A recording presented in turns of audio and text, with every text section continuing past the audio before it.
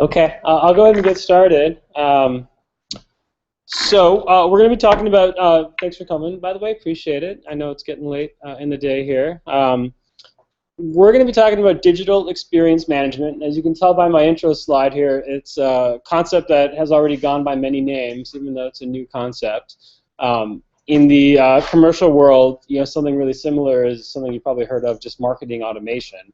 But what we're talking about here is basically gathering information about your visitors and then customizing the user experience that they're having based on the information that you have about them. So my name is Lev Zippin. I'm generally Level OS around the internet, Twitter, Drupal.org, and the like. And I'm a partner and director of engineering at a company called ThinkShout. We're a group of 18 or so folks based in Portland, Oregon. And we focus on doing, open source engineering, UX design, and nonprofit strategy for nonprofits. That's kind of our vertical niche. So, the general use case I'm going to be talking about here is centered around nonprofits, although a lot of it is applicable to the public sector and to the commercial space in general.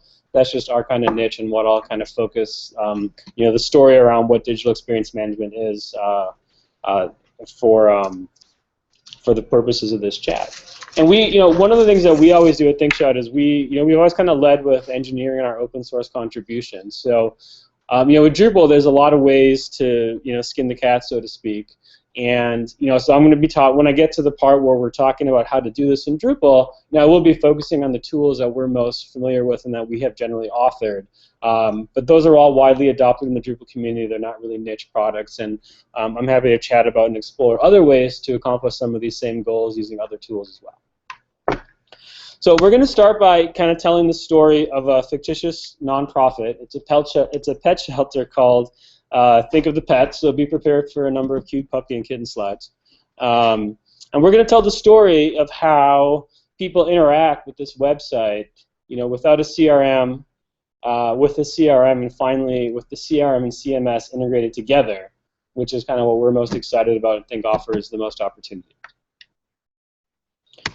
So, meet Sarah. Sarah is a potential donor for Think of the Pets. Not just a donor, somebody who could potentially be involved with the organization.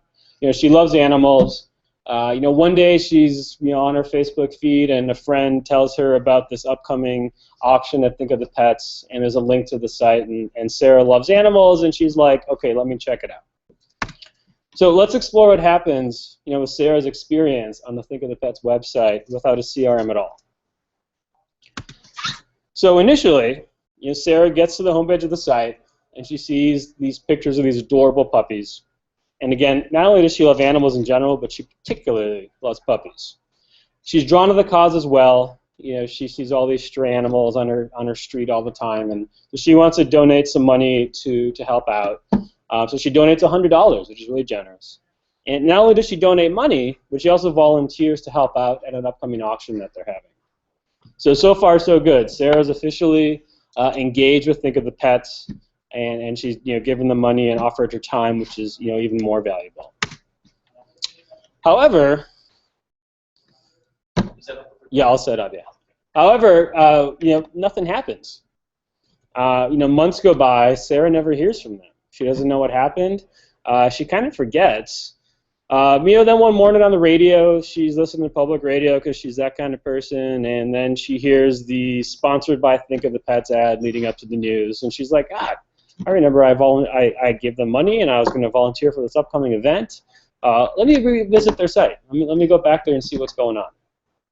So she heads back to the site. Again, this is months later. They haven't done anything. No CRM. So she gets to the site, and they're kittens. Now, kittens are cute, but Sarah loves puppies. So, kind of missed a chance right there to get her all excited again. But, she does love animals, and she realizes it's not their fault that, they just show a picture of cute puppies. So she goes ahead, and she wants to make another donation, because she just really felt good about this cause. She really supported them still. She wanted to help out again. She gets to the donation form, and if you'll notice here, kind of stepping out of the Sarah's story here, the donation amounts end at $100. 100. Well, the thing is Sarah actually donated $100 last time. And if think if the pets had known that, they probably should have started this ask at $100 and ratcheted it up from there. So yeah, you could hit under and put in a larger amount, but people are lazy and they're probably just going to leave it where they left off. So Sarah leaves it at $100. And then, as she's going through the donation process, she gets a message that says, "Hey, please help us organize our upcoming auction." Now, this is the same event that Sarah had already volunteered for. So that's a little bit annoying. It feels kind of like nagging, but so be it. They certainly aren't gonna. She's not gonna volunteer for any other event at this point. What Sarah really kind of wishes deep down is, I wish they would have thanked me for already volunteering rather than asking me to do it again. So it'll probably be many months before Sarah comes back to this website at all. Not that she had a terrible experience, but she didn't really have a good experience. She didn't really feel taken care of, and she didn't really feel appreciated, and that could lead to some sad puppies. So now let's meet Joe.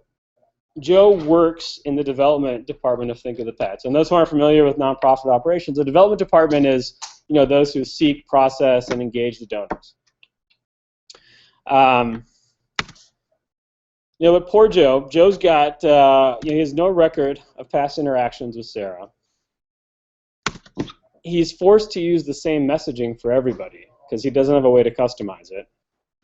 And any type of customization in general is hard. For Joe to even send a special letter to Sarah is a lot of effort. And Joe is like the only person who's working in development, I think, of the Pets. They're a small nonprofit who are bootstrapping their operations. And he just doesn't have enough time. And the thing about the messaging that's important to remember is that Sarah's already engaged, but she's getting the same message as somebody who has never at all been in touch with Think of the Pets and vice versa. So you're really missing out on an opportunity to get folks more involved if you're giving this flat line of communication with people. So in short, Think of the Pets failed to capitalize on Sarah's interest in the cause and increase her engagement. That all happened with no CRM at all. So that was kind of like the really sad case of a nonprofit. So scenario 2 is now we have a CRM in the mix. So we've got the website over here and the CRM over here, but the two are not talking to each other. Maybe there's kind of some one-way push from a contact form, but that's about it. That's kind of like how everybody did it pretty much, a couple years ago and past. But with a CRM, now we can track interactions in one place. So, if you look at, let's say you're using Salesforce as your CRM, you look at Sarah's contact record, you've got everything she's done, over the last 5 years. You have the ability to segment contacts based on the attributes that you have about them, so you can do really technical, cutting-edge stuff like mail merges. And then you can tailor their messaging to an extent, at least with the hard mail. So you could write Sarah a letter the old-fashioned way and thank her for her $100 and for volunteering.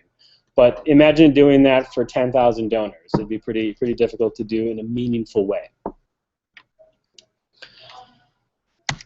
So, with this scenario of the CRM, because Joe did get that donation pushed into the CRM, she does hear from them a month later, and they thank her for her donation and for volunteering for the auction. So that's great. It's a really, really big improvement over what we did last time. But there's still a huge problem here. So, what about the data that we don't capture in the CRM? So, these points are all kind of related, but how do we measure engagement in a world of clicktivism and social media? What happens when, it's obviously really meaningful for Think of the Pets if they're having a campaign to raise money and then Sarah, spreads that campaign virally to her network of friends, whether it's through Facebook or Twitter, or they encourage her to send an email. They don't have any record of that happening.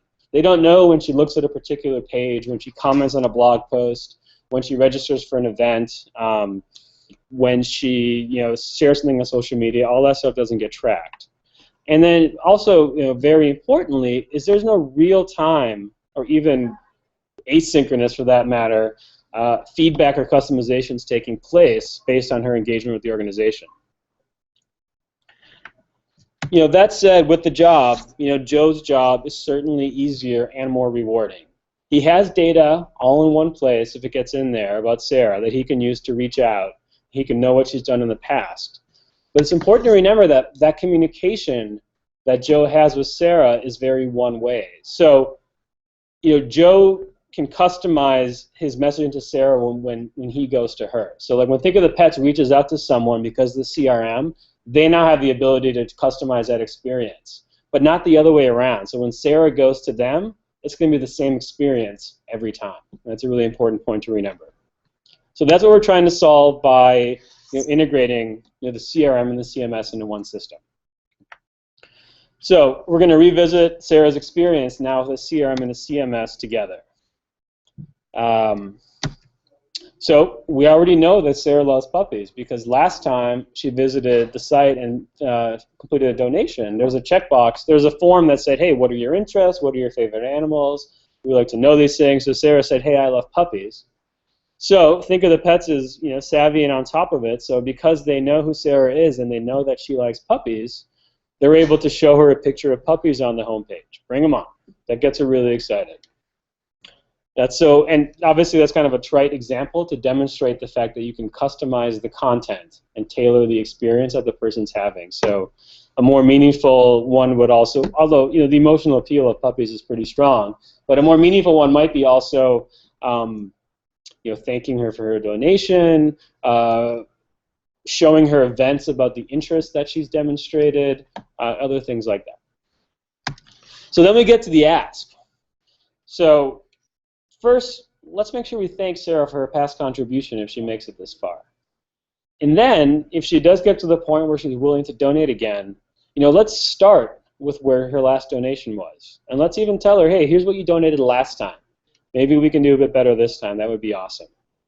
So, of course, Sarah could click Other in this fictitious example and put in $10 because that's all she has. But people are lazy and creatures of habit, and they always want to do a little bit better. So hopefully what's going to happen is she's going to go down that list and maybe donate a couple $100s this time instead. And the result is it worked. Sarah upped her donation. Think of the Pets got some more money to take care of those adorable animals. Well, here's the thing that also happened is Sarah didn't just donate, let's say in this example, an extra $100. She got so excited by the experience she had, she donated $500.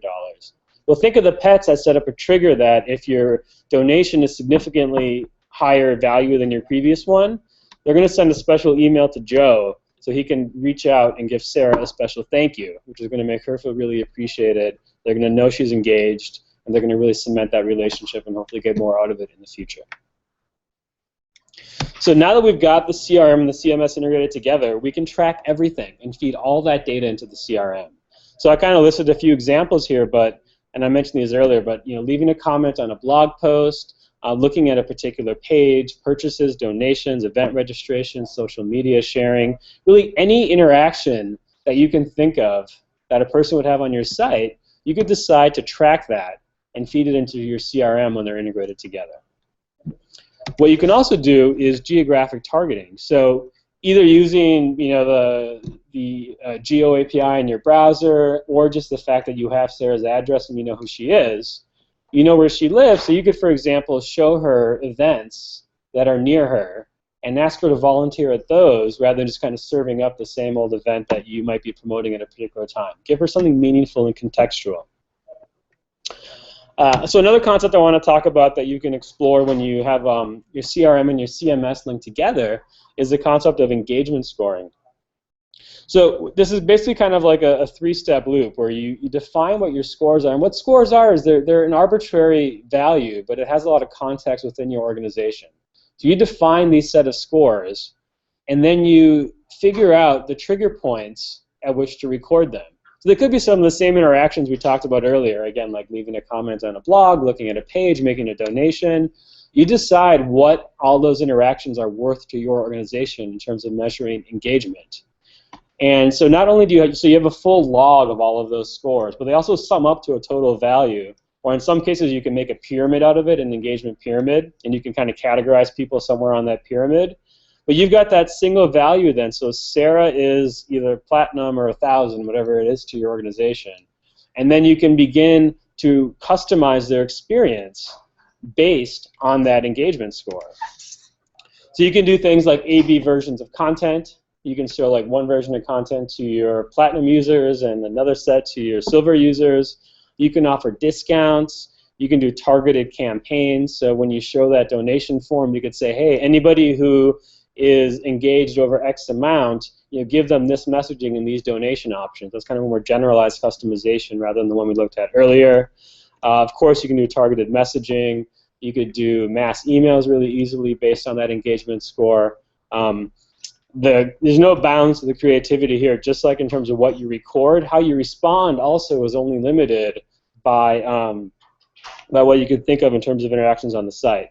You could also track engagements that are outside the boundary of your own website. So for example, if you have somebody sign up for your newsletter and you use a newsletter service like MailChimp, they have like a webhook system, right? So you can listen for that ping when somebody gets subscribed and add an engagement score to them based on that, or maybe when they click on a link as well. So you can carry those outside engagements into the site too. And you could also, again, if you're using the CRM within the CMS, you want everything in one place. Let's say you want to track the fact that you had a conversation with somebody, or you sent them an email that somehow didn't get tracked. You could still like leave a note on the contact record, and as part of leaving that note, you could score an engagement. So at this point, Joe just loves his job.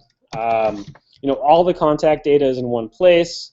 The segmentation happens automatically. He has a really, really rich context with which to cultivate a relationship with Sarah. He knows everything that she's done with Think of the Pets, not just the few select things they decided to record before. And it's easier for him to identify candidates for deeper engagement, either those who haven't been engaged at all, who they want to get started down that path, or they're really involved constituents they want to work more with. The end result is, of course, happy puppies. So I'm going to dive a little bit into kind of some of the ways that some of the tools we can use in Drupal for achieving these features. Happy to, if there are any kind of questions about the more generalized concept before I do, happy to answer those. Very good. Okay. All right, so what can we do with this in Drupal? And again, I mentioned there's, like everything else, there's multiple ways to skin the cat. Probably a bad metaphor with the pet shelter, but I'll talk about the ones that I know best and then open a suggestion. So Red Hen is a native Drupal CRM that ThinkShout built a number of years back. So unlike other open source CRMs like Civi CRM and closed ones like Salesforce, for example, Red Hen is built like fully within Drupal. So it's basically a set of modules that you enable on your site.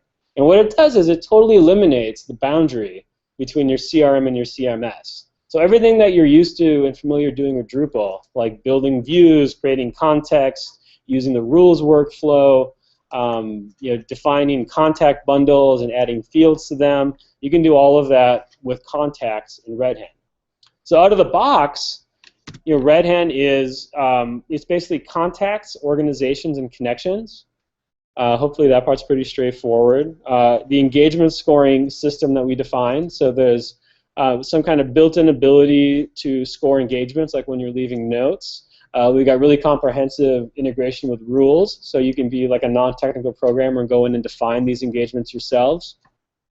And then there's a pretty thoughtful API, so you can build your own kind of customizations and user experiences.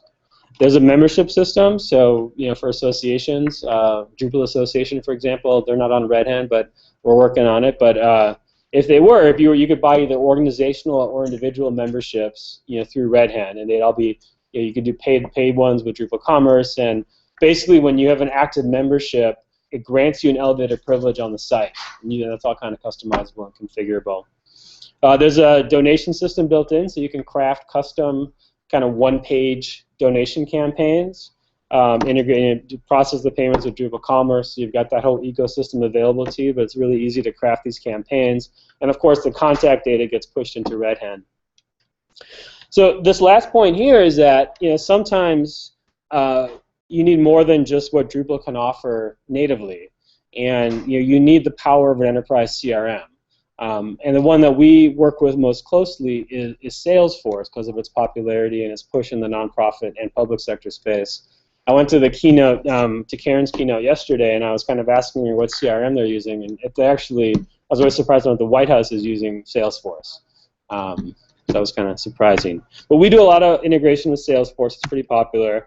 So Salesforce is another good tool. And again, like in a lot of our work, people talk about like when do you need to include something like Salesforce in the mix, and of course it varies by organization. But some of the use cases that we find is, if you already are invested in Salesforce, if you've built custom apps or you've trained your workforce, you kind of basically have institutional momentum on using that platform already. Salesforce has a really rich ecosystem of apps in its marketplace to do everything from QuickBooks integration to email campaigns to whatnot. So if you need to leverage that ecosystem, so what you can do then is we worked with the community recently to rewrite the Salesforce suite. So it's a really powerful integration layer between Drupal and Salesforce. And if you're thinking of doing like a bi-directional data sync between the two systems, without something like Red Hen, what are you syncing? Because you don't have contacts, organizations, and relationships in Drupal. I mean, you could kind of fake it. You can use users in some cases. I've heard of people trying to use like node types, content types. But you run into a really quick brick wall with those approaches. So in the cases where we're doing like complex integrations with Salesforce, Red Hen is really the scaffolding for the data in Drupal. And what this tool lets you do is you actually can basically pick any object in Drupal, any object in Salesforce, and then decide at the field level which data goes in which direction.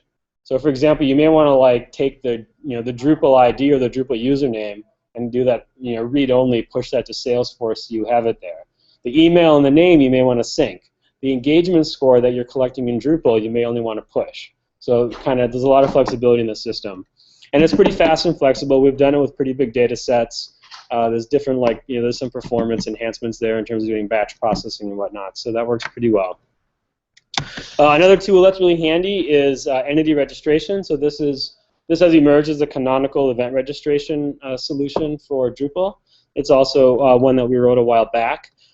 So we built lots of kind of complex custom event registration workflows. It's a really big need in the nonprofit space. And we integrate the registrant data with the CRM, with Red Hen. And then when you're in Red Hen and you're looking at your contact record, you get a registrations tab, and you can see all the events that the person is registered for as well. And these events can be, they're easy to define and configure. You can customize the messaging really easily. You can customize the different fields, the data that you want to collect for the registrant. You can do paid or free events. And of course, like I mentioned, it does integrate with Red Hen. Those of you who are familiar with ThinkShut, that we're huge boosters of MailChimp. They're a partner of ours, and they pay us directly to maintain the MailChimp and Mandrill integrations. And we do a number of these integrations with Drupal, and really it's kind of the let the cobbler make the shoes philosophy. So you don't want to be doing email campaigns from your web server. It just doesn't work well. So if you want to use a tool like MailChimp or Vertical Response or ExactTarget or whatever it is, there's really, really tight integrations with Red Hen and the rest of the Drupal ecosystem. So this is a really great way to do customized outreach to your constituents. You can do everything from having like a simple sign-up form, on a page. You could have a checkbox to enroll people in newsletters when they're making donations. You could send a bulk email to all the registrants of an event. And you can do all those things using like beautiful templates. You can kind of ensure deliverability across platforms. And I kind of mentioned the engagement store and stuff is that we're really excited about too. So when somebody subscribes, because MailChimp's over here, you can control to some extent what's going on with that user in MailChimp, but they can unsubscribe from that newsletter like outside of the context of your website completely, and that interaction wins. But MailChimp will tell you if they've unsubscribed, and they'll tell you if they opened a link or they opened up the email. So you can track all of that back in the CRM. And just so you know, so Mandrill is kind of the sibling product for transactional email. And I'm happy to kind of talk about the difference there if anybody's curious about that. I think you are. Great, and finally I wanted to mention a new product that Acquia has been working on. I don't know if anybody's heard of this. It's called Acquia Lift. And this is an A/B testing tool built for and with Drupal. And what this lets you do is, I'm familiar with the concept of A/B testing, but you basically have two different versions of content or a donation form or an event registration form, whatever it is, and you can compare the effectiveness of those two versions. And so what we think is exciting is to take, for example, a user's engagement and use that as the switch for determining, first of all, which version of the content to present to user, but also really interestingly is compare the effectiveness of the versions of the content against what a user's engagement is. So that's kind of my deck. I left this kind of open-ended conclusion to open up for discussion if anybody has anything. I'd love to show you like really awesome case studies. This is all kind of a pretty new field. We have 4 active large projects where we're doing comp. We've done Red Hen is pretty active out there in the wild. The Salesforce and the event registration tools are all really active in the wild. The specific, the customization of the user experience based on those engagements is a very, very, it's very new in this space at least. So we're doing this for a number of clients ranging from like Nike to a bunch of other Nike Foundation and some other big nonprofits that we're working on. So I can talk about what we're doing, but unfortunately I can't point you to a site right now where it's actually being done because it's very new and it's changing. Literally, like, the name of this concept has changed, like 3 times in the last 6 months, from digital to web back to digital, depending on which big company is talking about it the loudest. So it's kind of an exciting emerging space. We think it has a ton of potential, and we're excited to share it with you. So I ended a little early here, but definitely happy to take questions or talk about concepts in more detail that anybody has any questions about.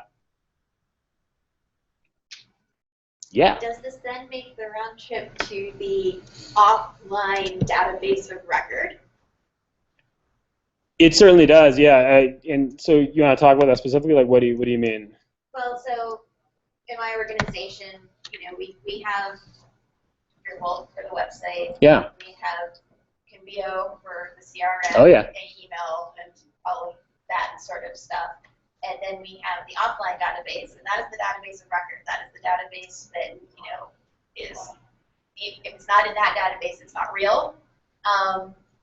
And that is the, that's where most of the segmentation happens. If they're doing emails, that's where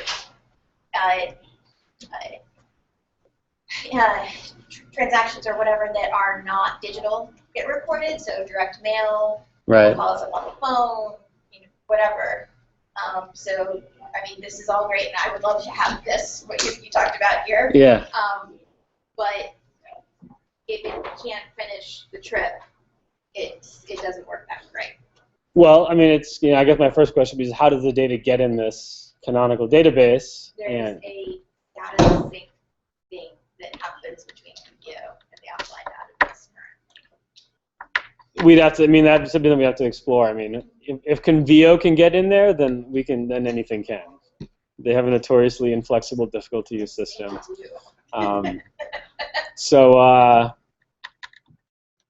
Yeah. Well, I can tell you. I mean, I'm working on a Convio project right now. I can tell you about some of the stuff we're exploring there. But yeah, in short, there needs to be programmatic access to these systems before you can do these in real time, or anything approximating real time. I mean, of course, you could do like a CSV dump and a CSV import, but I don't think that that's a direction you want to go. Yeah, you guys have anything you want to talk about? Yeah. So, I missed on the scientific part first. But in your MailChimp Mandrill connectivity, yeah, and you're also using the mail system module to work that way. Yeah. Requirement. And I've done some where you could set Mandrill just for this particular module to use certain types of notifications. Is it possible to use mail templates instead of? I've not been able to get Mandrill MailChimp to work in certain manners where you can use their templates instead of using the Drupal template system. They talk to each other. So yes, MailChimp lets you define templates, beautiful templates. You can import those into Mandrill. That's something that you purely do in the MailChimp and Mandrill systems. You could also create just a custom from scratch template in If you log into Mandrill, there's a whole section on templates. Okay. It's been there the whole time. Well, last several years. And then what you do is, so what the mail system interface module does is it provides a GUI on top of Drupal's mail configuration.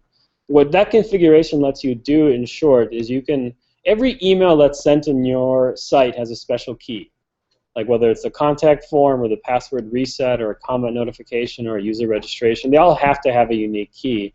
And you can map that key to a mail, to basically a mail class, like a programmatic class that determines how that email is sent. So you can say, I want to send all my user registrations or event registrations with Mandrill. We've added a layer on top of that you can take each of those definitions of like kind of key mail system and attach a template to them. So you can craft like beautiful, elegant templates for each different email that gets sent out of your system. And then the beauty of it there is then, they're beautiful emails. You have kind of essentially guaranteed deliverability, but you can also then, within Drupal, you get like an activity log at the contact record. So you can actually log, you can look at Sarah's contact record in Red Hat. You can see every email she was sent and whether she opened it and when. So it's pretty powerful and fun. About the user database, I mean, if you want to, like, you have a campaign for certain user, but do you want to mix it with generally? If I understand your question, I'm not sure I do, but how do contacts and users interact? Like how do they? Like if for like registration, sorry, like sign up, Yeah. subscribe or whatever, but those Drupal users are different from Drupal. Yeah, so a Drupal user and a contact are not the same thing at all, but what they can do is they can be linked together. So a Red Hat contact can get linked to a Drupal user, just like you can attach like a profile to a user. And then if you want to have if you want to measure authenticated interactions, like if you're going to let somebody edit their own profile, they obviously have to be logged in. They're logged in as they're logging in with their Drupal user object, but that's linked to their contact. So if you have those two linked together, then when you click the user edit screen, you're going to get like the email and the password, and you're going to get a separate tab which is contact info or whatever you want to call it. But you got and then that'll have all of the rich contact information that you want them to provide. And then, but they're separate, right? Because you don't really want to be syncing, your last login date to Salesforce. I mean, maybe you do, but that's available to you. But there's a boundary there between contacts and users. Anything else? Going once, going twice. All right. Well, thanks everybody. Feel free to get in touch if you have any questions.